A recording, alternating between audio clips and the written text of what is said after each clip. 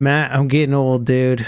I went to like a little run-a-thon thing for my son's school, Okay. and he likes to run. He's like really competitive with it. He got some medal last year for like being doing some of the most laps during their school year.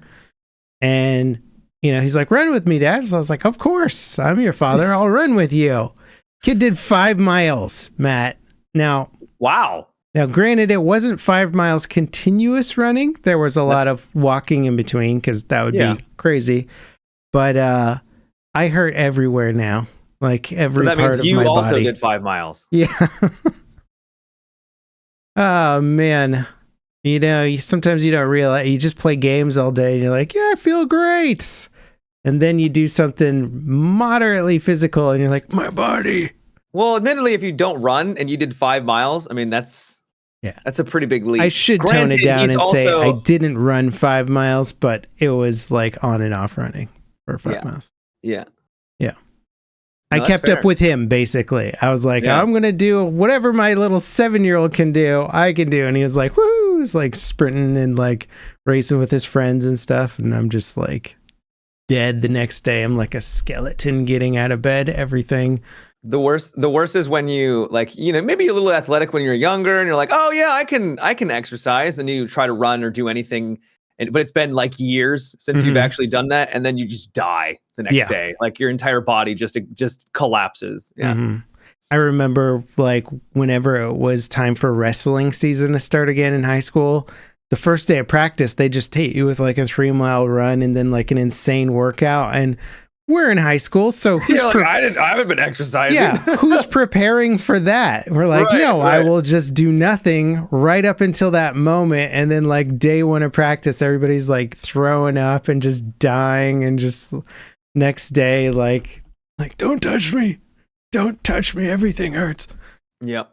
Yeah, it's good times, man. Well, welcome to the podcast, everybody. Welcome to the Level With Me podcast that we put on every Wednesday. We will be discussing gaming news, life, movies, books, whatnot, what have you. If you guys would like to further support the podcast, there is a Patreon link in the description. If you subscribe to our Patreon, you can come hang out for the live podcast recordings on Mondays, and we have a little post-podcast show as well. Any and all help is appreciated. Now let's get on to the spicy news of the week, Matt. Boy, how spicy is it? I don't know. Where do you want to start? Do you want to talk about Forever Winter first? I feel we played that one together, so we did discuss a little bit. That's fine. It was one of my most anticipated launches of the year because it has the most unique visuals. I think that's what everybody's gravitated towards with the Forever Winter, which is a sort of post-apocalyptic extraction third-person shooter. Really amazing world crafting. Mm-hmm. It's a bit undercooked for an early access launch. A bit undercooked. Well, I would make the argument that early access should be used for player feedback, and we've gotten a little spoiled into thinking that early access is really just like a 6 to 8 month preview of a game before it actually launches, because it's become a really good marketing strategy for every company. So even companies that are like, we don't need to do early access are doing it because they'll get more sales by doing a double promotion for their game.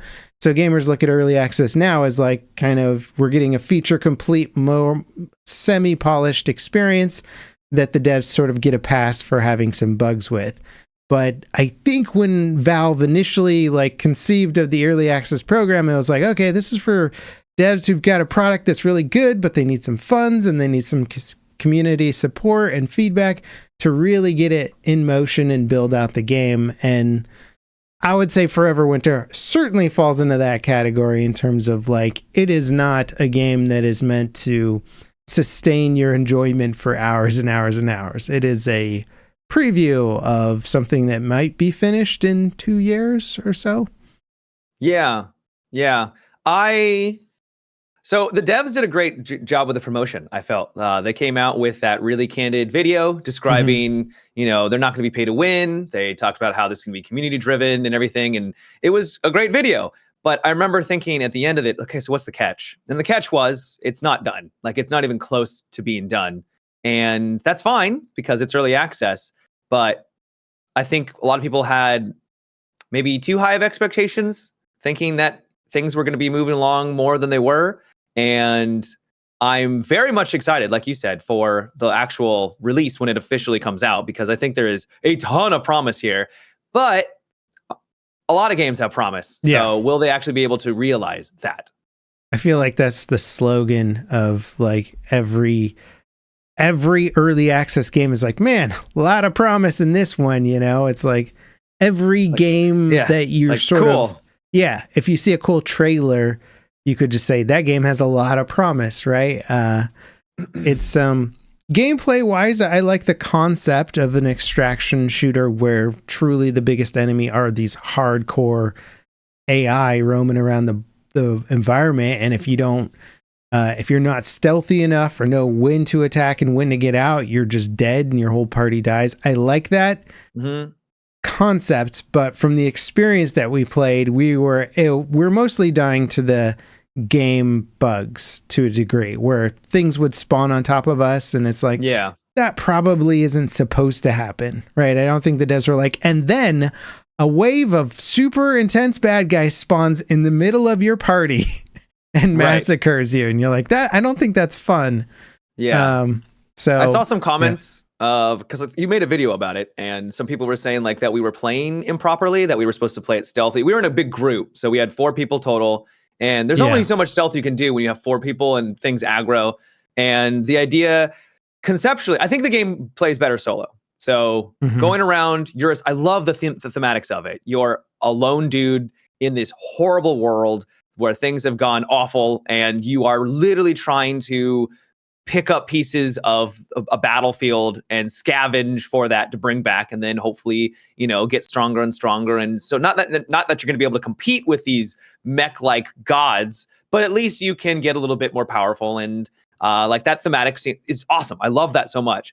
But when you're playing with 4 people, everything aggroes onto you, and you pick up like one item, and then all of a sudden you get the hunter killers on you, and it's like, what do you just you just run away? Is that I the also gameplay don't loop? agree. I've seen the comments where anybody who's been critical of this game gets blasted by a bunch of fanboys in the comments where they're like, you're not playing right. And it's like, the game's barely finished and super buggy, and how do you know how it's actually supposed to play? You don't actually know. That's a good point. And also, how fun is it to have a party of 4 people and not be able to engage? Like, we weren't trying to go around and just shoot everything. We were trying to avoid most stuff.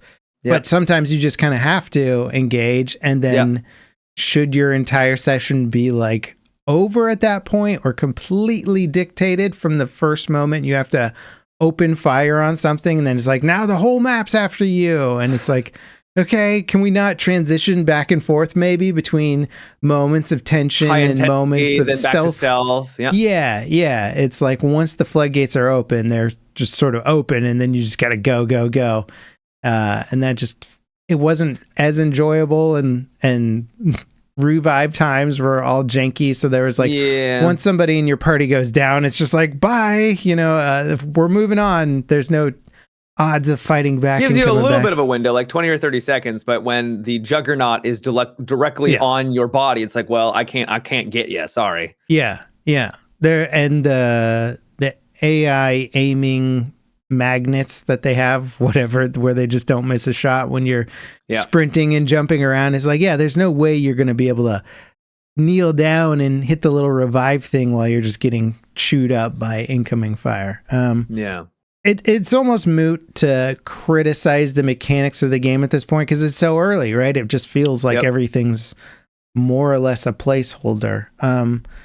Love the idea. I think visually and conceptually, for like the world building, more games like this need to be made, because everything else just feels so boilerplate in terms of like not reaching far enough. And I think that's why the fan base is gravitating towards this game so much, because they're like, whoa, some devs that aren't afraid to just be like, screw it, and let's just make something really wild and really insane and not compromise our vision.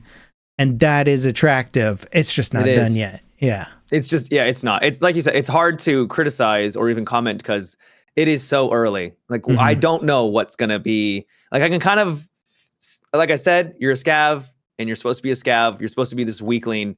But what is the end game? What is not the end game, but like what is their vision to be? What's later even on? the gameplay loop, really? Right. Yeah. Is it truly just a stealth game where every once in a while you do take a couple of shots? Do you eventually become more powerful where you're able to kind of compete with maybe, you take out a tank with, a lucky shot with a rocket you brought on in because you can bring some heavy artillery every once in a while in your backpack. Like what is the loop?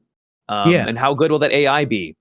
And also, for the people saying, oh, you're not playing it right, it's supposed to be stealthy. Is that really what you think is supposed to engage you for like hundreds of hours of an extraction shooter is never engaging in combat? Right. I mean, even if the point is not to become this powerhouse that dominates a map, I think gameplay where you could ambush small groups of targets, or if there was a bigger group of target and that became the main focus where you're like, okay, we got to take out this small enclave and then GTFO. Like, that's more fun than just trying to avoid all conflict at all times. If that's only what you do is avoid conflict, and then, if you do, you run away. And that's what I was doing solo, is like, if I got shot at, I just ran and tried to get to a better position and then maybe like, retaliate. But if it's just scavenge, like, no, that's eventually going to get boring after a while. Like there has to be at least some, some other gameplay mechanics going in there. Especially when all the skills in the game seem to, or a huge percentage of them are like increased weapon damage, increased weapon accuracy. I don't think the point of the game is to just entirely avoid conflict. Like obviously fighting and leveling up is making you better at fighting. So weapon attachments, all that stuff. Yep. Yeah. So I'm excited for it, but I'm probably not going to jump back in I'm going to give it a good 6 months or some major update or something before I like check out early access again. I would love to support it and give feedback in the forums and stuff, but I just don't got the time for it, I'll let the hardcore fan base and it's good that they're passionate. It's great to see a fan base, excited for a game and be able to play it. And I think they did really well. I think they probably exceeded their funding goals to a degree. They even, I think they were kind of alluding to that with some of the server trouble. They were like, we just did not expect to see this many players. This is crazy. So I will say that's good. Yeah. They did release it. They basically admitted that they're releasing it earlier than they should have because their fans, were like demanding. And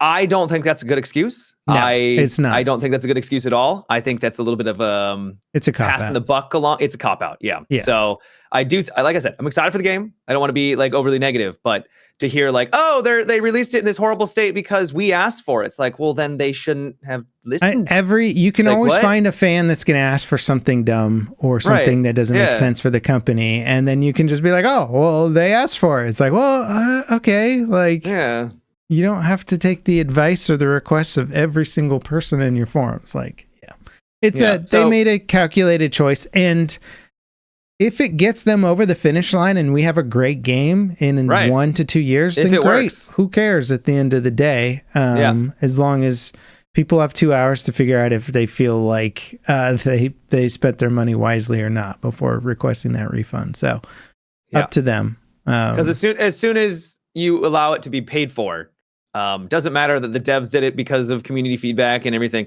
It's still a product now, and it's open up to criticisms, and people can be upset reviews. With, open up to exactly. Ooh, even if it's early access, to get those reviews, man. Yeah.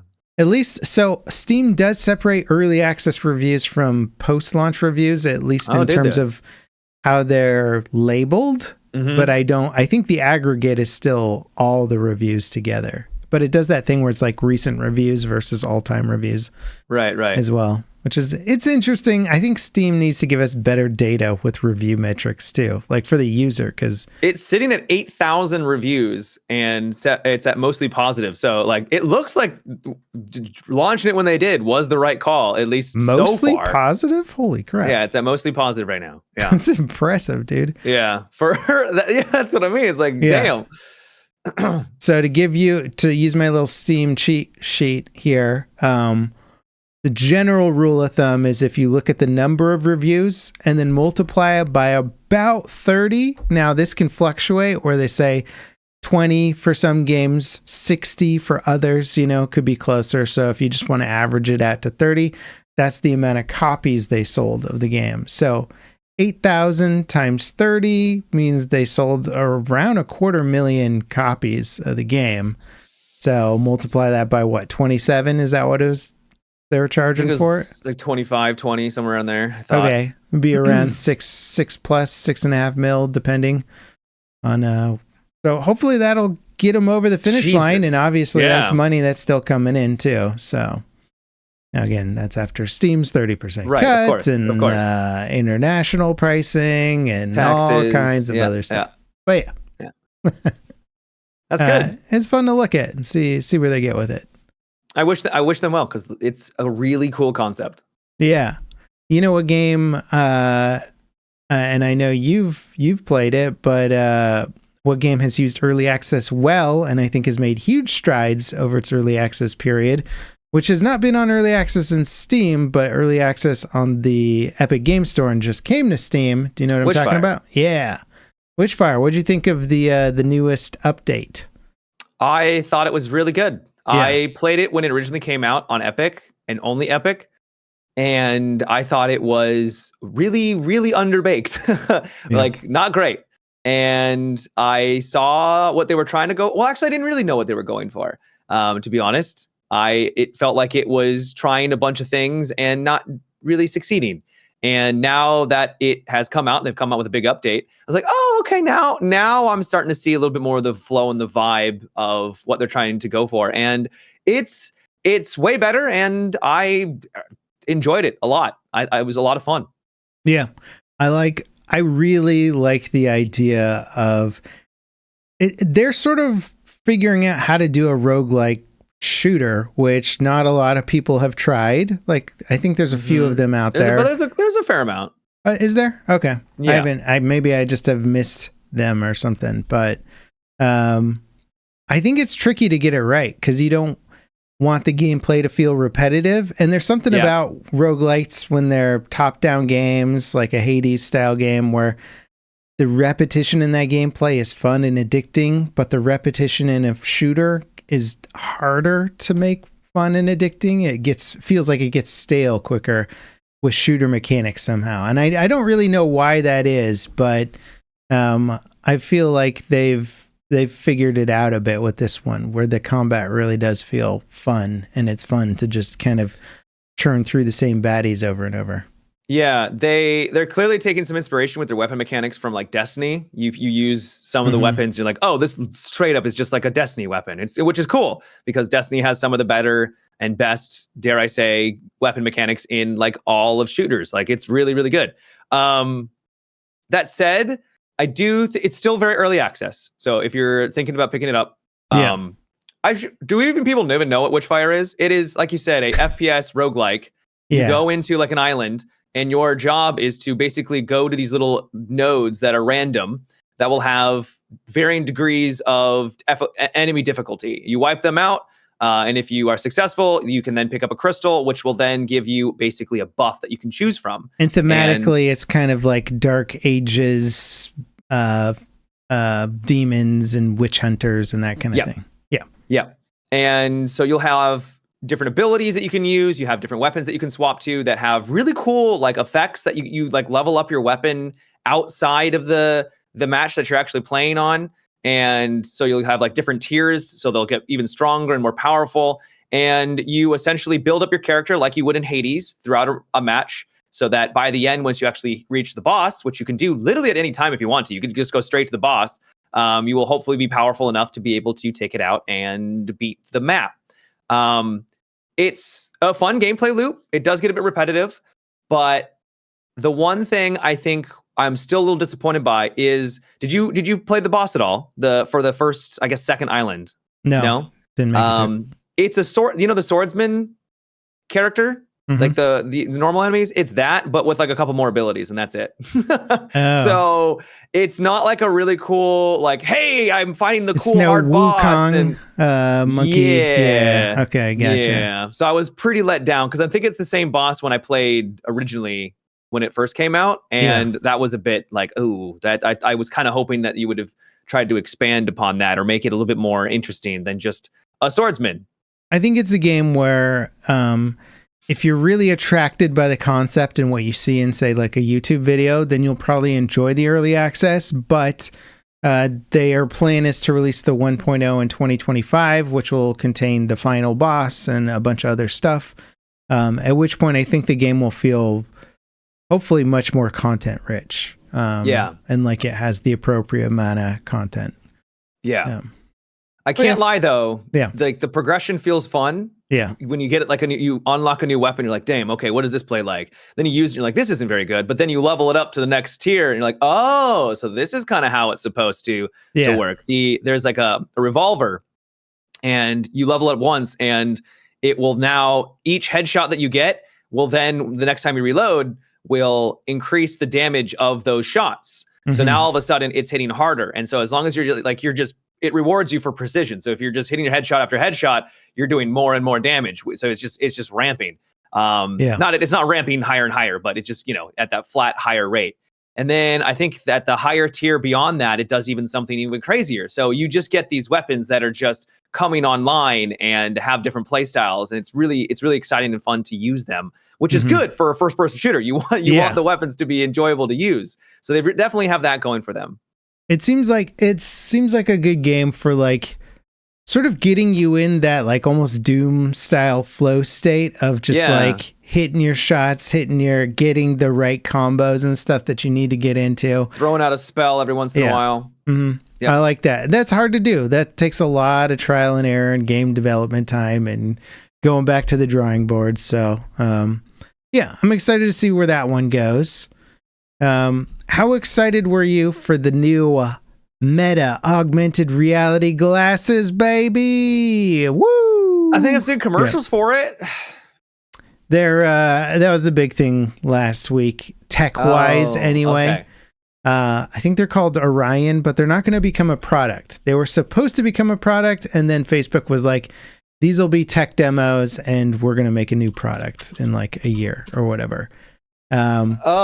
But these are... I mean, this is the Google Glass again, isn't it? Am I crazy? Yeah, but I think it's like they've improved the lenses and the display and all that stuff where like Google Glass had a lot of weird resolution issues and things that people didn't like. And this is supposed to be... It was also, I feel like, more than a decade ago. So it was like very early in terms of what is it with Google? They like try something and then it just vanishes forever. Like, okay. Yeah. I'm glad you guys have the money to do that.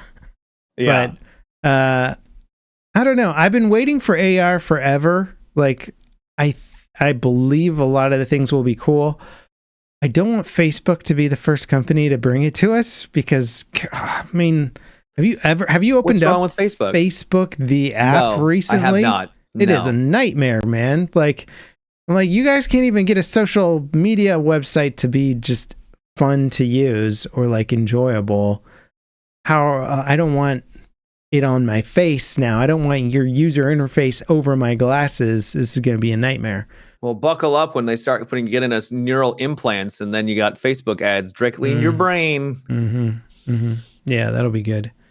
I think it's a cool idea. I think augmented reality stuff is really cool and could lead to some super cool games, especially. I mean, obviously, its biggest use will probably be in the workplace and everything. But just imagine Pokemon Go, but instead of you have to look at your phone, you just look around. You're like, holy, and then a Pokemon comes out, behind a wall.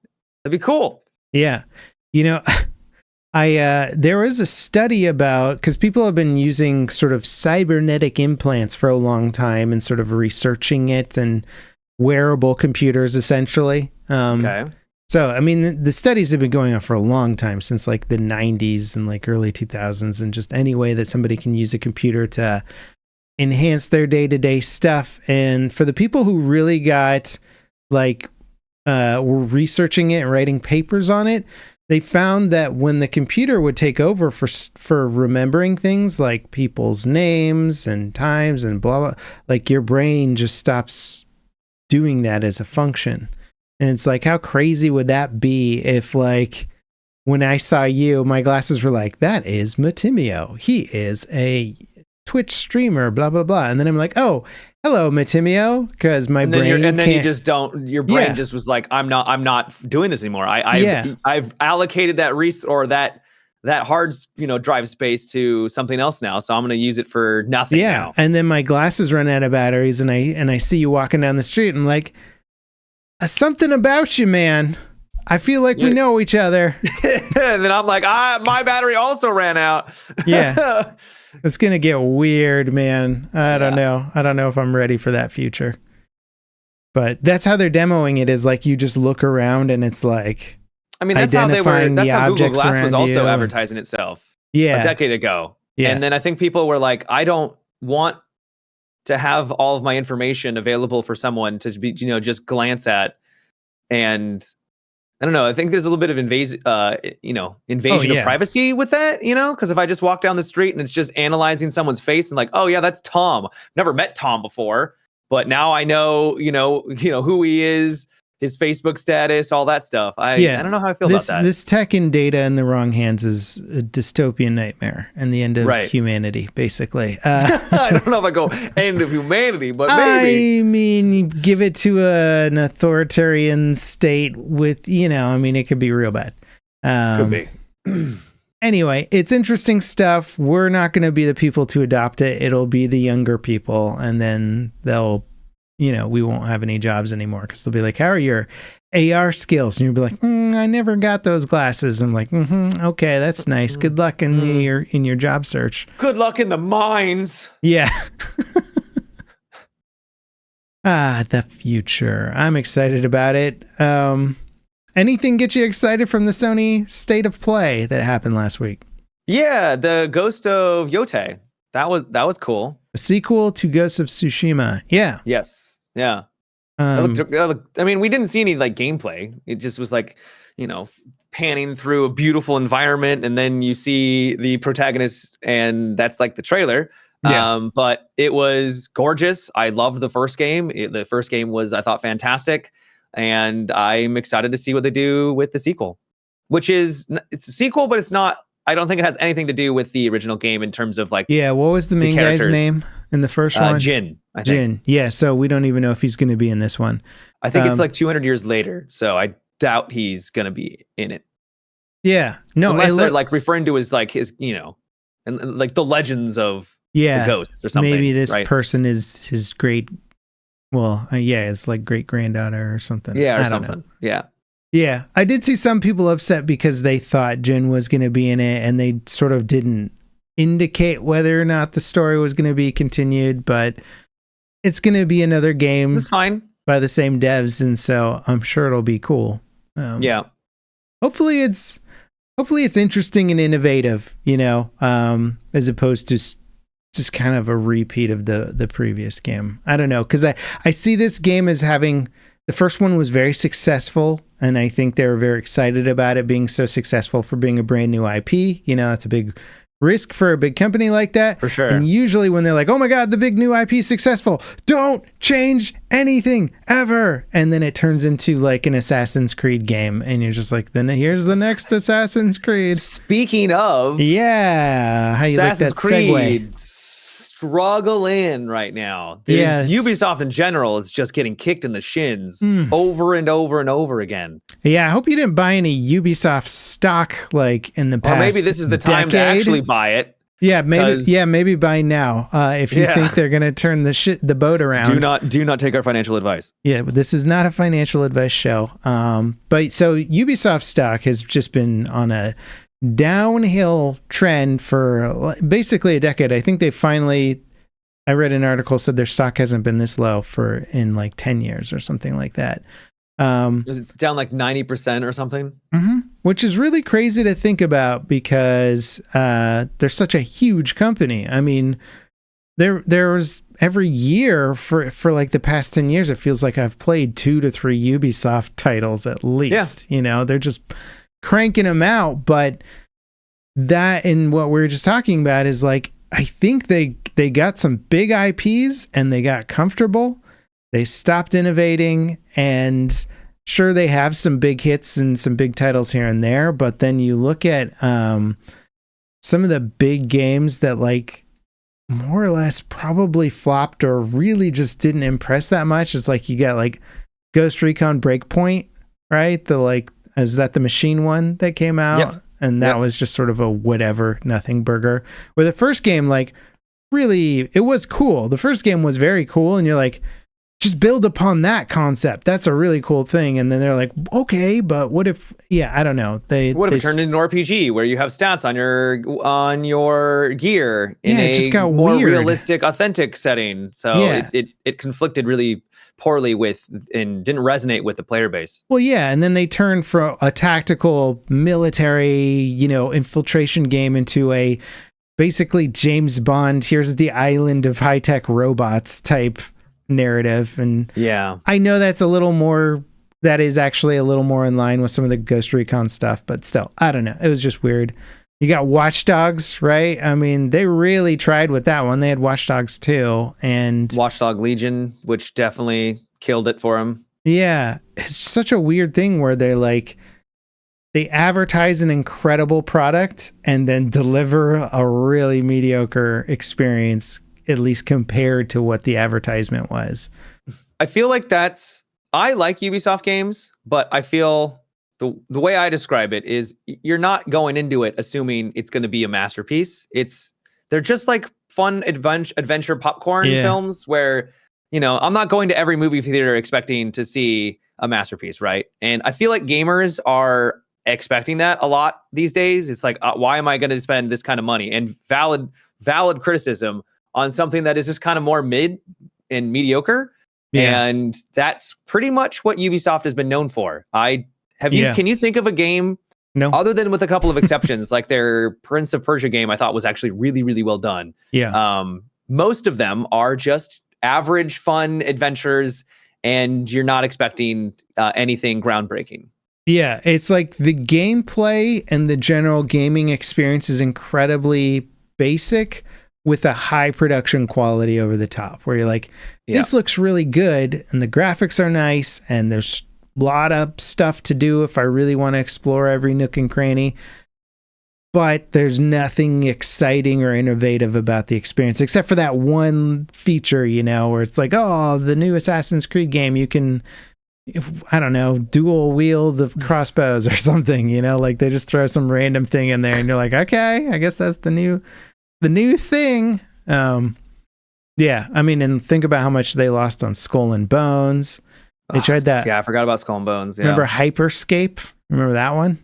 Yep. Yeah. Remember they haven't really had any big hit. Like, I think they've been trying to get another Rainbow Six Siege because that's been their breadwinner for like the last decade. But they haven't been able to come up with something that is able to compete at that or sustain revenue at that level. Rainbow Six Siege has been their moneymaker. Yeah. I wonder if so Ubisoft isn't really super unique in the way they conduct their business. Like, I think you could throw EA into the same category of like, here's the next Madden game. Here's the next FIFA game. Like, they're not particularly innovative or exciting when a new one comes out. I feel like this could sort of be a preview of Ubisoft could be a preview of what's going to happen to a lot of these other big companies that don't know how to excite their fan base anymore. Where a lot of that excitement is going to the smaller studios who are willing to take bigger concept risks and stuff like that. Where the AAA studios are, it's like that new, did Ubisoft do the new Star Wars game too? Yep. Yeah. Yep. So like that game, you said it was very competent and there were some good things about it, but I was trying to get like an interesting statement out of you of like, what's the cool, exciting thing? And there just wasn't really anything there, right? There wasn't any. If you like Star Wars, you like living in Star Wars, that's the main draw. Yeah. Everything else is very average. Yeah. And so I'm wondering if like this high production quality kind of wealth of content, if you want to call it that, where there's just a lot of stuff, a lot of shallowish stuff to do, is becoming uninteresting, and indie devs are able to catch up in a lot of these areas. Like, they're getting closer on the visual front. They're finding clever ways of making it feel like there's as much content with roguelikes and stuff like that, where they can get a lot more mileage for their time and resources. I think they're just losing out a lot to more interesting games being developed by more daring developers now. Well, I think they might be falling into a spiral where they want to make a lot of money, obviously. Yeah. And there's a lot of investment going into that. And so because they're putting a lot of money into these games, because they want a big successful game, because like, man, we've been struggling lately. We got to make this next game pop, right? Yeah. So let's put a lot of money into it, but we put a lot of money into it. So we got to play it safe. Yeah. So we got to do the thing that's safe, that's worked in the past. But the thing that's worked in the past, we've done so often, it's starting to become repetitive. And people are like, we've been there and done that. So I don't care how much money you put into this. You're playing it safe again. I'm gonna go somewhere else, right? So, and then the next game comes out like, all right, we got to play it safe again because the last one didn't do very well, right? We can't do anything. Yeah. And so it's now this spiral of just kind of the same old games that they're playing it safe with, and I think it's just kind of getting repetitive towards the community at large. Yeah, well, and I was reading an article from Insider Gaming, which is Tom Henderson's news site. Tom Henderson, the Battlefield leaker guy. Yeah. But he had an interesting article about like inside info on basically them talking about XDefiant at Ubisoft and saying the numbers just aren't coming in. This isn't like sustainable long term, and if like you guys don't show some good return on the season 3 of content with XDefiant, you know, we're turning you off. Yeah, we're gonna pull the plug. And they were saying that they had like 200,000 unique players a month or something like that, or maybe a week. I don't know what it was, but it was like it was not unimpressive numbers. Oh no, daily active users, 200,000 daily active users. That seems good. Yeah, so it's like, okay, what is Ubisoft is putting too much money behind these we're like, this would be a massive hit for any indie team. But because Ubisoft is like figured out how to waste hundreds of millions of dollars on this development, they're like, it's a huge disappointment. And you're like, well, maybe these big companies need to like kind of break out into smaller groups and teams and start doing more interesting, innovative projects rather than trying to just do massive games, because it feels like the market's just too saturated. Well, I thought that was the whole point of XDefiant, is that it was a smaller production. They didn't have as much resources, and that's why they took such a much more community focused approach, where the Mark Rubin, was that his name? The investor? That's his name. No, he's the main developer. Cuban. Yeah, he used to work Rubin. At Treyarch, I think. He was the main guy that made like Call of Duties back in the day, which is why it feels and plays a lot like Call of Duty, is because I think he was the lead, right? And I felt like that was kind of the whole vibe with we're a smaller, even though we're part of Ubisoft, that doesn't mean we have a ton of money. So I assumed that was kind of gonna be one of the main appeals, but I guess not. I guess they're still wanting more and more. Well, I think people like it. I think they just haven't figured it. They're not getting a great monetization on it, I guess, you know, and maybe fair enough. I mean, God, the cosmetic transaction stuff is just, I'm so over it, man. It's just, I imagine a lot of gamers are too, right? Where you're like, this has got to be my main game for me to spend any money on cosmetics. Like, they're also putting it into their single player, and this is one thing people are bringing up for maybe why Ubisoft is struggling is, and I don't know how much of a role this plays, but it's so refreshing to buy Elden Ring, and you can get every goddamn thing in that game. You want that cool armor you saw a streamer play? Well, go look and find it. And you can find it, right? You go and play a Ubisoft game, you're like, oh my God, that guy's got a Pegasus. How the hell? It was $20. Yeah. Yeah. And it's day one, and you had to spend $20 on it. So yeah, and I guarantee you that stuff is coming from their stock prices going down, and the guys and the CEOs are like, "Oh, we got to get more money out of these games," you know. Right. And it's, I doubt it's the right approach. Obviously, the NFT market stuff was such a laughable thing as well. Right. It's kind of weird. Yeah. I don't know the numbers. Obviously, we don't know any of the information, but I do know that. I know people will say that skins and cosmetics in games don't matter because what matters is the gameplay, and they're not wrong. But if skins and cosmetics didn't matter, then it wouldn't be a multi-billion-dollar like push by the industry with battle passes and stuff like that. They're making an unbelievable amount of money just off of skins. So clearly they do 100% matter, but they've always mattered the most to me when they're a symbol of progression or accomplishment.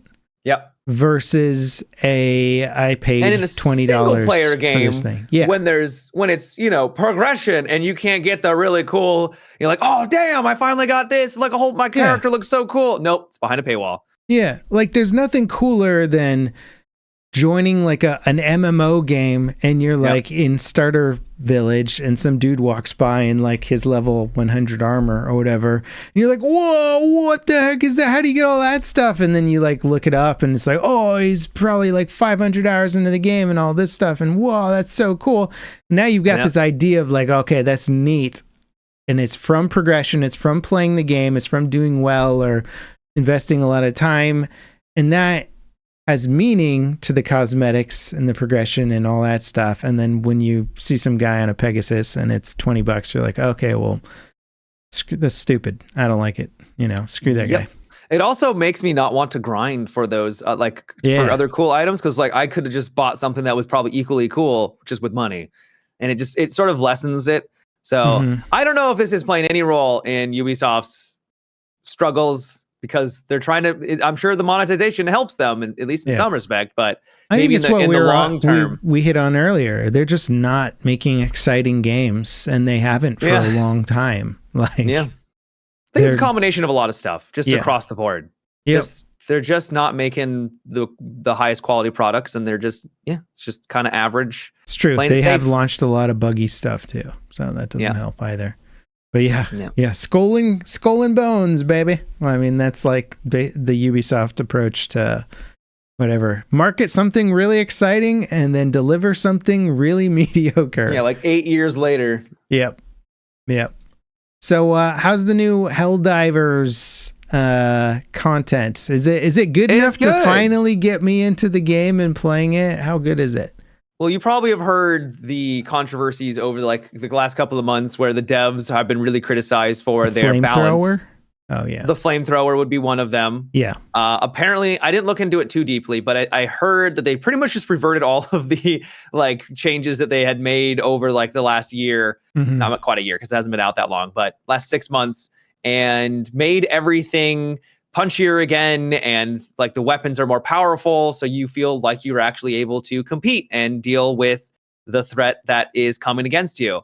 I was not expecting, though, because they made some changes to the way that limb damage works. You die really fast now, especially at higher difficulties. So the bugs used to be kind of a cakewalk, and maybe it's just because I haven't played in a minute, but man, I was getting absolutely just slaughtered against the bugs. They get in your face. Is it limb damage to you or to the bugs? Yeah, well, both basically. Okay. So they get up close, and I don't think you have as much health on your limbs, so your limbs will just explode on you, and you'll just take a lot of damage. So they reduce the headshot damage, but I think your damage overall that you take is more consistent but higher, if that makes any sense. Yeah. Okay. Yeah. So you are now more of a glass cannon, where your weapons are now doing pretty good damage against the things that you're coming across. But if something flanks you and they get on you, it's a huge threat. I was getting two-shotted left and right, and I eventually switched to medium armor that had the heavy armor bonus. So I had a ton of armor, and I was still getting just chunked. So it's at the higher difficulties, it's tough playing against bugs now, but in a good way. And I was happy with it. They also added more ways for you to get through heavier armor units, so your big titans and the chargers and everything, and then you can use that to then get to their ooey gooey center and take them out that way, which I thought was really cool. Kind of same gameplay mechanics that we've seen before, but I think they just expanded upon it a bit more too. So all in all, I was really happy with it. It was fun, and I think the community has been enjoying it as well, which is nice, because some positivity in that community is a welcome sight, to say the least. Yeah, it is as somebody who's not wrapped up in the day-to-day going-ons of Helldivers, it is disappointing to see a game that seems to be so beloved by so many people just get thrashed by the community and those poor devs all the time. They're like, we made a great game, and your reward is endless complaining. To the community's credit, I think they have probably not done a great job, and some of their the people that are in charge of the balance, I don't know if they did the best PR. They were, I think, a little bit combative, which, you know, when someone's constantly when you let all your devs become a mouthpiece for your game studio, you're like, okay, well, not Steve. Like, Steve's an a-hole, dude. He's gonna say all the wrong things. It's not that, but it's like, if you're a dev and you're really passionate about your work and you love your game, and then you have people come in and say that you're trash at your job, like, a lot of people could from the outside be like, oh, he just has to ignore that. It's like, when it's your passion and it's your work and people are dunking on you, it's eventually it'll boil over. And I think it boiled over a couple of times, and their response wasn't well received, obviously. Yeah, these are also game developers. These are not people that grew up and were born in the fires of social media and being a content creator or something like that, where you just have to have a thick skin to make it through it and not really care too much about crazy opinions on things. Like, if you're not used to that, which I would argue probably most game developers aren't, because they're making video games and not getting caught up in that stuff, then it's going to be tough when all of a sudden the floodgates are open. You're like, what do you mean you don't like my work? Like, that's not very nice. I'm going to say something. So, to the community's credit, like, other than the fact that, you know, I think they were a little bit too hard on these devs. I do think that the devs probably should have handled themselves maybe a little bit better. But it's great to see that it seems like they're going in a better direction now. They're trying to refocus on making the player have that fun power fantasy of not necessarily being a god, because then why even have the harder difficulties, but at least giving you the tools to be able to take out units where it feels good to use the weapons. Even if you might die fast, you're also doing some good damage, which is fun. Yeah, I think it's always more enjoyable to get away from the bullet sponge and instead just be like, here's more enemies, or here's a couple of elites here and there that are going to be spongy, but don't make it feel like you're just chewing through magazine after magazine just to down a single target, you know? Right. That becomes when the little ones are taking a while to take out, you're like, okay, this is getting a little dumb. Yeah, the little guys are supposed to be that quick kind of dopamine hit of like, haha, like, I am such a better warrior than you. You're just flaming them down, or minigunning them down, and I hear you. Yeah, it's like I noticed when switching between the difficulties in like Space Marine 2, where like the small guys are really fun to kill on like some of the lower difficulty levels, but then you punch it up and you're like, oh, okay, like everything now is just chonking bullets, you know? And it's funny too, because in Space Marines, the little guys actually were sometimes scarier, because if they anything hits you, it takes one of your armor away.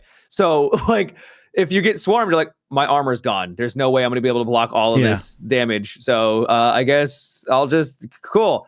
While you can kind of parry the bigger guys a little bit easier. So it's kind of ironic that I was a little bit scared of the smaller guys sometimes, because if there was also accompanied with a big one, it's like, well, there goes my health.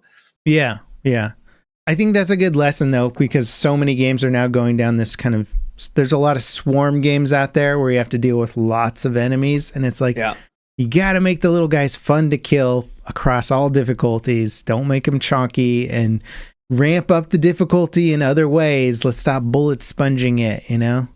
This isn't the Division. Even at the hardest difficulty, with the right weapon, you can just mince those little guys. Like the Melta, the Ultra Melter, or whatever it's called, the bigger one.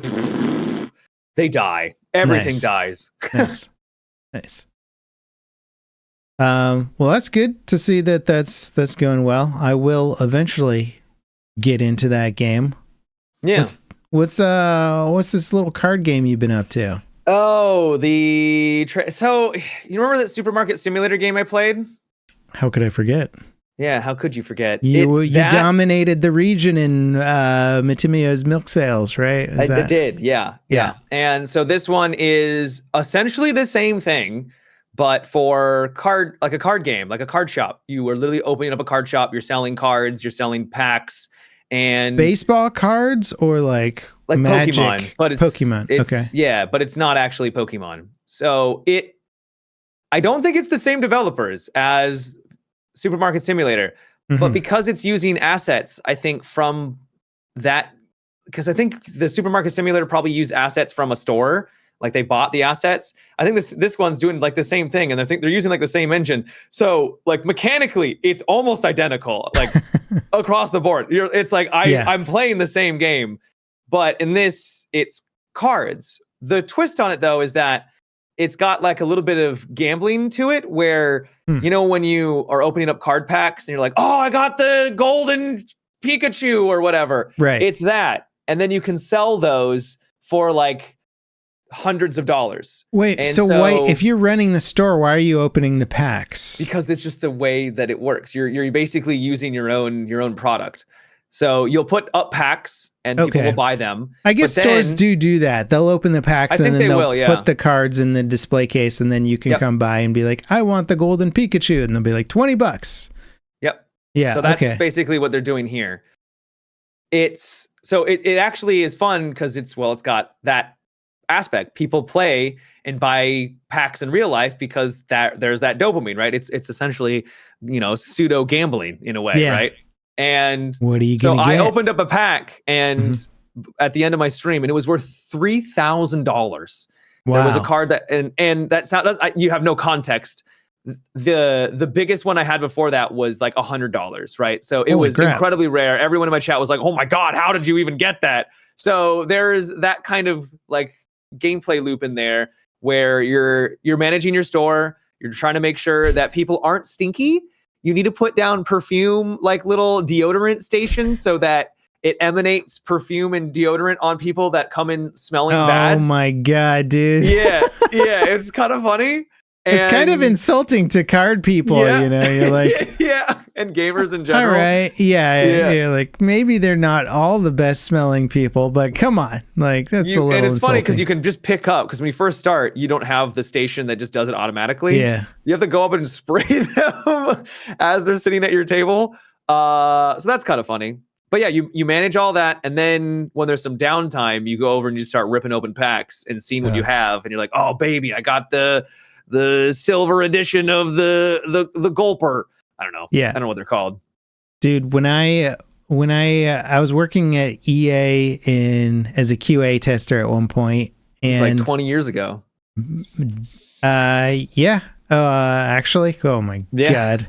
Yeah. Too long ago, and they had a memo go around that was about like washing daily, and first you're like, this is so insulting, because it is kind of insulting to an adult, where they have to like, tell you to bathe. Yeah, you're like, who am I? And then you've been there and then you work there for a while, and you're like, oh, I get why this memo is being handed around. Some people are some stinky gamers, and they just come in. You're like, ugh, how'd you even get this job? Yeah, so yeah.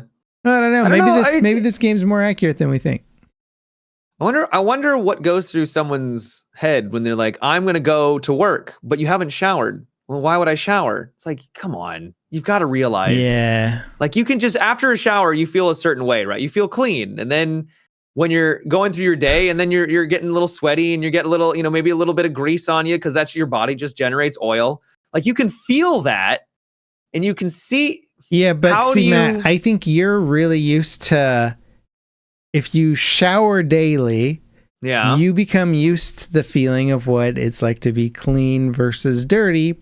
I guess that's true. Pretty easily. If you're not showering daily and you're just like, this is how I always feel. This is how the normal, right? Yeah. You ever have like sometimes our trash can will get too full and something gross will be in there, and you walk into the house and you're like, oh, what smells? But like, when you were in the house, you didn't smell it right away because you're like, you're acclimated to the odor. Yeah. Probably that kind of thing, right? Except instead of it being a stinky trash can, it's your body. It's you're the stinky trash can. Oh man, I don't miss the corporate game dev days, dude. Those were not my favorite, but a good experience for anyone who wants a little taste of corporate game industry. Gosh. Hopefully it's all just fun AA experiences from here on out. Man, I wish the game industry was what it is today when I was looking for work, Work in the game industry, yeah. Yeah, because I was like, well, I guess I could get a job at Electronic Arts or Blizzard or one of the companies that they own. And it was just huge game dev It's exploded companies. now. There's a lot more. Well, it's crazy to think about smaller that. companies, bigger, yep. When I was looking, Steam had just come out. And people were still like, why would I buy a digital game? Like, you're out of your mind. I'm getting a hard copy. And it was always online, too. You had to be online and sign in. And I remember people being really upset about that. Yeah. Yeah. But Steam has now become the gateway for indie development to have access to the entire world of gaming without needing to go through a giant publisher to get there and get like seed funding and approval and blah, blah, blah. They're like, no, I can just... Anybody can get out there and put their game out there. And that just didn't really exist other than trying to put it on a website or something. You had to do some crazy shareware thing, like passing around a floppy disk and just hoping enough people like copied it. And we're like, check out this game, bro. It's cool stuff. Yeah. Things have changed, and I'm happy for young aspiring game devs out there. I think people with a good work ethic and stuff can probably do quite a bit. They have a lot more options. Yep. It's exciting. Man, I've been chatting with I've been working with some younger people too, and just the skill set and what they're capable of now compared to like what I was trying to do back in high school. It's just like, oh my God, you can learn so much faster when the internet is like an amazing resource. Isn't it fascinating how quickly things become normal? Like and normalize people like you build off of the foundation of like the past, right? Which was really difficult to get to, but then that foundation has been established. And so when new people come on in, they can just easily build off of that. And they're like, oh, they have the basics down way faster because it was already there. It was, we got that bedrock and then that's how society always builds off of each other. Right. But yeah, it's cool to see. It's amazing now because I'm still using Blender a lot, and any 3D modeling software, which is what Blender is, is just it's 1,000 billion menus and options. There's just so much in there where you really just have to focus on one thing. But what happens is you'll hit like a button on the keyboard and it'll like turn on some option that you didn't realize you did, and then you're like, why is everything see-through? Why is nothing moving correctly? Why are all my functions messed up? Back in the day, you just had to figure it out through trial and error, like hours and hours. I have no idea. You could look at a manual if you bought like a 500-page manual of how everything works, and you would almost certainly not get the answer through looking at the manual.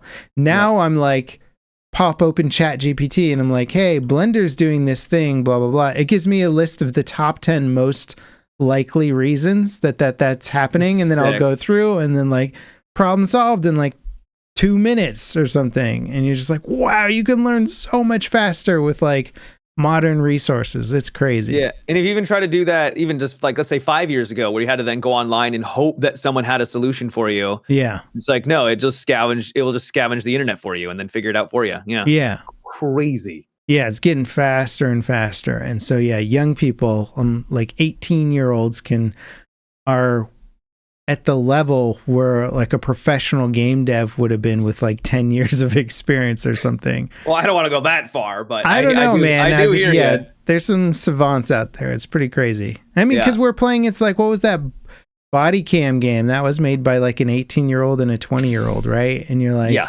even granted, though it was a little bit of just an asset. Sure, rough around the edges. Yeah. But still, 2 kids made that essentially. And you're like, and they made a lot of money. Yeah.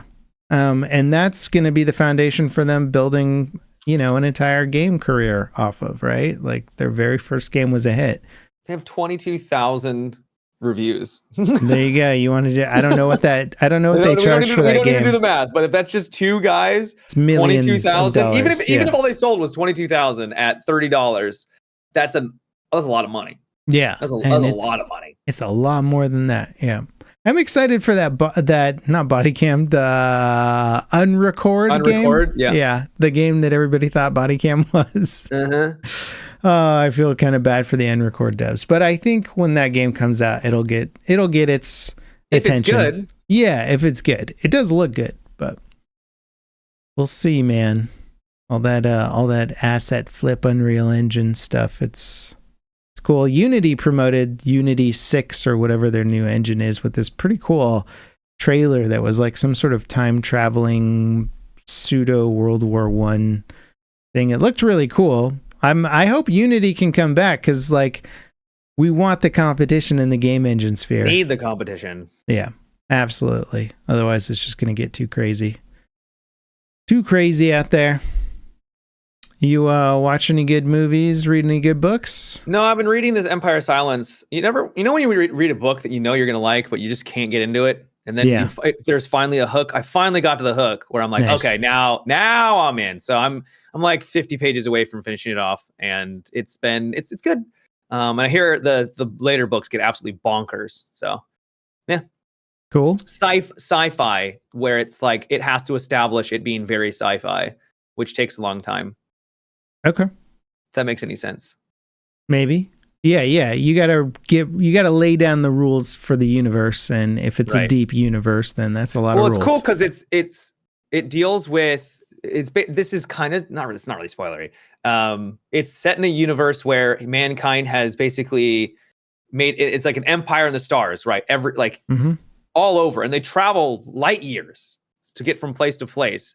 And then they're able to go into these pods and basically freeze themselves while they travel, and they don't age at all. Yeah. And so the idea of I'm going to go to a school, but the school is light years away, and it's going to take me 35 years to get there. Yeah. When you arrive like nothing changed for your physicality. Yeah. But 35 years for everyone else has passed. So you've got wars that are fought over hundreds of years where you're a warrior and you're a soldier and you are literally traveling. It will take you 50 years to get to the front lines, and then you arrive. And so the logistics of that is there no hope for like peace by the time you get there? Does anybody get there and they're like, the war's over? Yeah, exactly. The logistics of it are fascinating. And do you not have family in this universe, Matt? Like, I mean, are you basically saying goodbye, family, forever? Pretty much. Yeah, pretty much. In a lot of cases, it could be you just saying goodbye to them. Yeah. Why would you go anywhere then? Well, that's a great question. I mean, it's a fantastic question. So there's people that can live for like hundreds of years, and they could also be traveling at the same time, or they could, go into this stasis pod and all that. So does nobody have relationships in this universe? Like, I mean, that's kind of the whole, one of the main themes is like, the main character is very disconnected from his family because like he travels and he goes pretty far away. Everybody would be disconnected from everybody, because if every trip took 30 years, that's all of your friends, all of your family, any relationship you had, plus your 30 years, light years, whatever away from them. Yeah. So you're never going to... If you wanted to go back, it's another 30 years. So 60 years have passed. Yeah. Yeah. You're going to send them a telegram, get in a cryopod so we're both alive when I return. Like, sorry, all your friends and family will be dead, but at least we can hang out, get a beer, that seems crazy. That seems totally insane. Well, it is crazy, but it's also, at least in the terms of the size of the galaxy and the universe, it's understandable. Like if you wanted to travel from one planet to another, it would take a long time. I understand the science side. I don't understand the motivation side. Like, why would anyone do that? Yeah. You'd have to have no connections. So everybody going out somewhere would just be like, I'm the only surviving member of my entire family. That's why I think it's so interesting is you have these soldiers who have been at war. So they'll be like, I have been active for 10 years, but I have been I've been a part of this for 100 years. Yeah. So they've been actively fighting for 10, but they've been in these stasis pods for over 100 years. Why are these guys so bad at coming to like peace terms? 100-year war? Like, let's just relax. How about that? It's because it's an alien race that's so they don't get our culture, man. Yeah, if only they were human, I'm sure we would all understand each other and get along. I'm sure that nothing would, there would be no problems at all. Yeah. That's funny. It has to be sci-fi. It has to be aliens for us to be in this like everlasting war with them. It's like we're pretty good at fighting ourselves. Like, come on, let's give ourselves some credit. All right. Yeah. Send some people to Mars. We're going to be fighting Mars pretty soon. It's going to be the Expanse. Yeah, and it's not. I think it's going to be so interesting. Unfortunately, we're probably not going to be around for the space war. For the space wars, but you bring people to Mars, and then you have people that are born on Mars, and then their children have their children, and then those people have no connection to Earth. Yeah, they're like, I don't want. Why are we being taxed by Earth? Like, piss off! Like, leave us alone.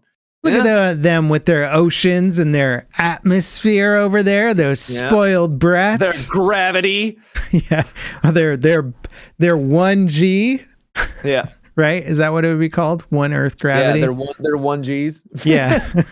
Does Mars have like 0.4 Gs, 0.5? I don't know what they are. It's definitely not as as large. I'd want to be a belter. I don't know. I like that belter lifestyle, right? But then they can't come to Earth. They die if they come to Earth. They could die, yeah, because the gravity's too much. Yeah. Well, I think that's actually what the lore is, and the thing is, belters can never come to Earth because their bones and organs and stuff just. I haven't read the book, but in the show they do go to Earth, but it's like it really messes them up. Like they get sick and they just feel awful. Yeah, in the show they were torturing one person by just leaving them somewhere. Just literally in a room. Yeah.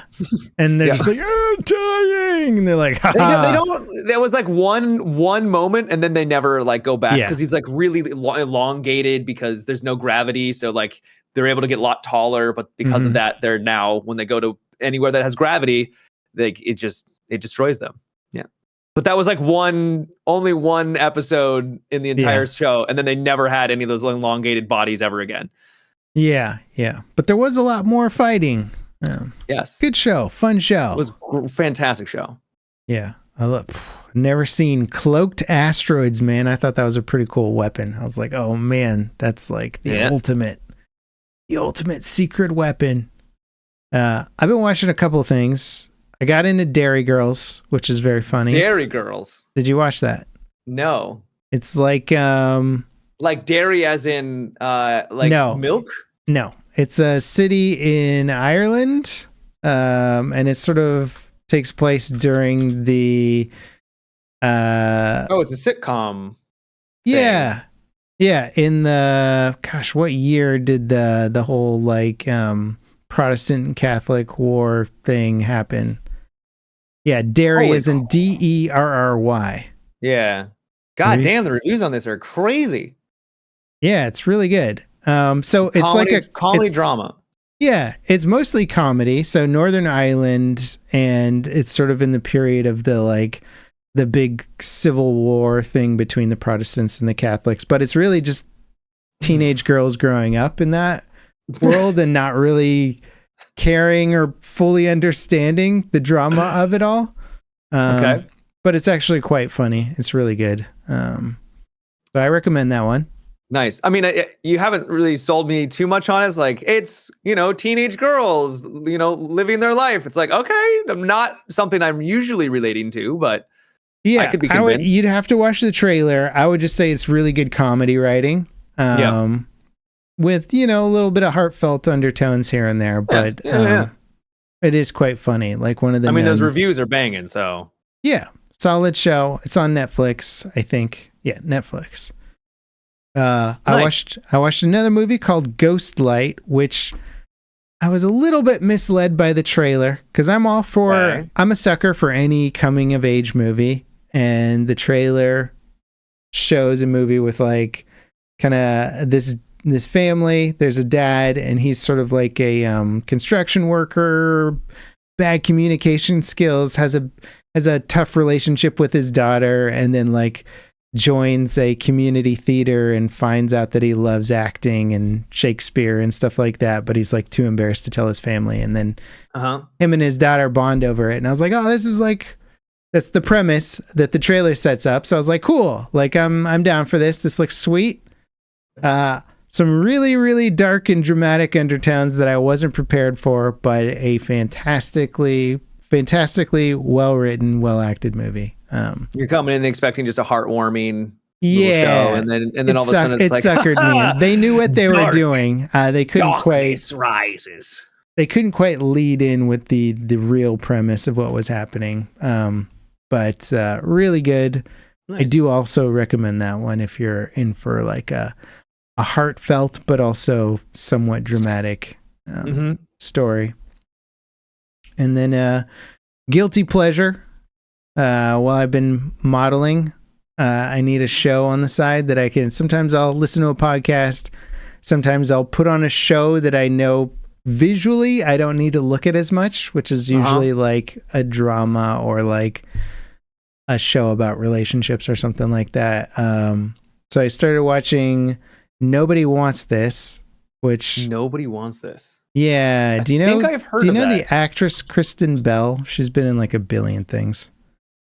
Yeah, no. She is, I know her. I was first introduced to her with Heroes back in the day. Remember Heroes? Heroes. Was she in Heroes? The show about people that all of a sudden were gaining superpowers. Yeah. I think I watched that show. Save the cheerleader, save the world. Yeah. Does that ring a bell? Yeah. She was in that? She was in that, yeah. Who was she in that? I don't remember. I don't know. I don't remember. That was a long time ago. Okay. I know her though. She's cool.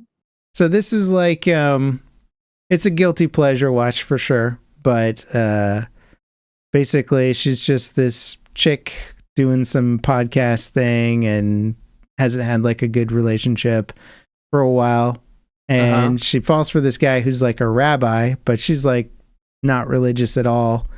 And so it's kind of interesting to see like the cultural dynamics. I don't know. It's a fun little romantic show if you're in the mood for that kind of thing.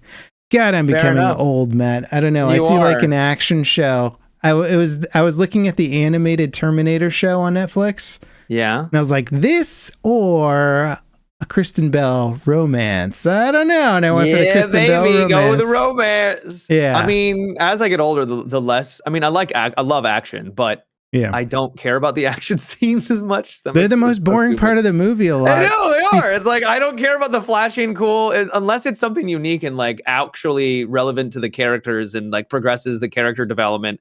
Action is so snooze for me these days. Yeah. I think part of it too is that the quality of the action has really gone downhill. Like one of my favorite action movies is Terminator 2. And like you go back and you watch Terminator 2, which is like, I don't know, made in the 90s, like a long time ago. It's all real stunts. Isn't that the one with the helicopter scene too? Right? Yeah. Like absolutely bananas. Yeah. Bananas. Crazy stunts. Like there's a scene with Arnold Schwarzenegger, like chewing up cop cars with a minigun. Like he's just standing there just like wasting cars and they're just exploding. Like fantastic film. And you compare those action sequences that feel real high, like high intensity, like all the stunts and the pyrotechnics and all that stuff was done on location. It looks and feels very real to what you see now, and you just look at it and you're like, this is all super fake. Like the vast majority of this is super CGI. And look at these actors pretending to be in a situation where somebody's being like, all right, now explosions are happening. Okay, gunfire is going over your head. And it just, I think that's why, I think that's why modern action just is a snooze fest nowadays. Cause you're just like, I've seen good action and this isn't it, you know? Yeah. I don't know. I hear you. Yeah. No, I agree completely. Yeah. Welcome to the Old Guys Talk About Back in My Day podcast. Back in my day, and that's why I watch romance movies and shows. That's with Kristen Bell. Can I say I'm a sucker? I'm a sucker for Kristen Bell stuff. She's a very pretty woman. She's very attractive. I think she had plastic surgery, and I was like, why? You looked amazing. Did she? I don't know. I think she got like a nose job or something because she looked a little different in the show, and I was like, did she get plastic surgery? That's insane. But I think that's just like a Hollywood thing, right? It's pretty wild how much plastic surgery and things that happen in Hollywood, because it's all about, you got to stay pretty. Everyone's got to be super attractive. You can't aging gracefully. What? I mean, I'm not aging gracefully with this hairline, but you know, you gotta at some point you just gotta accept that that's kind of part of life is you get older. I mean, not if you want to be a movie star, Matt. You don't get older. It's like we got Brad Pitt over here playing like a young race car driver in the new Formula One movie thing. He's in his 60s. I know. He doesn't look like he's in his 60s. No, I know. You see like Brad Pitt and Tom Cruise, and you're like, how are these you guys? In your 60s? Yeah. I know. Now, granted, when they're not all done up and you see them in like more of a candid photo, you're like, oh, okay, I can see you're getting old, you're getting older, which is fine. A little bit, but even so, I think they're just on a genetically on a different level than everybody. Yeah, they probably are also, got some weird juice flowing through their veins where they're like, all right, hook me up, doc. They got this may not be the fountain of youth right now, but it's the closest thing we got. They're drinking that Tom Brady juice or whatever he's selling. You don't know what I'm talking about, clearly. I have no idea. He's got some weird health brand product stuff, and they sell like drinks and whatever. He's drinking that Tom Brady juice. Excuse me? I'm glad you didn't know what I was talking about. You're like, what? They're drinking what from Tom Brady? Yeah. Matt, you haven't heard the latest elixir, the Fountain of Youth? Yeah, it's really wild. You're not going to like it, but I mean, if you want to live longer, this is what you got to do. Damn. All right. Well, shit. That's funny. Shall we wrap it up there? Next podcast, I'll have more old people show reviews for everybody. Yeah, sounds good. Sounds good. All right, cool. What's your, you going to leave the people with some amazing advice this week? Take a shower. That's my advice this week. Take a shower. Wash your face regularly. Yeah. Clean your pillowcases and wash your sheets too. You want to get rid of that acne? Take showers. Maybe use some lotion after to get, hydrated up again. But wash your pillows. Yeah. Dude, sometimes I think about like my hygiene routine in like, I don't know, high school or like college. And I'm just like, oh God, like, come on, man. When you're young, you're just like, I'm just going to go out and do stuff. Why would I do the boring things in between? And then you look back on it, you're like, oh God, what was wrong with me? What was I doing? What was I thinking? Yeah. Why does our brains always go to like the cringy moments in our past though? Why can't I remember like the great stuff when I'm trying to, go to bed? Like, oh man, don't remember that one summer where you had so much fun? Oh, and then that one summer where you made a fool of yourself in front of all of your friends and the girl you were interested in. Oh, we're going to dwell on that for the next 20 minutes before you fall asleep. Yeah, it is funny how our brains do that. I don't know, maybe it's a protection thing where it's like, remember that time you made a fool of yourself and you were the biggest idiot on the planet? Yeah. Just so you don't forget. And also don't do that again. Maybe that's what that is. It's I like think it is so you don't do it again. Exactly. But man, to relive it all the time, it's like, why? There's been so many great things have happened. Why am I focusing on this of all the things? Yeah. Yeah. It used to crop up a lot more for me. Not as much these days, but every once in a while you get that little, like, oh God, why'd I do that? Why'd I say that? Oh man. Honey, are you okay? Yes, I'm fine. Just remembering my amazing past. Well, thank you everybody for dropping by the podcast. We appreciate you all, and we'll see you here next time on Wednesday. Thank you very much. Bye-bye. Take care.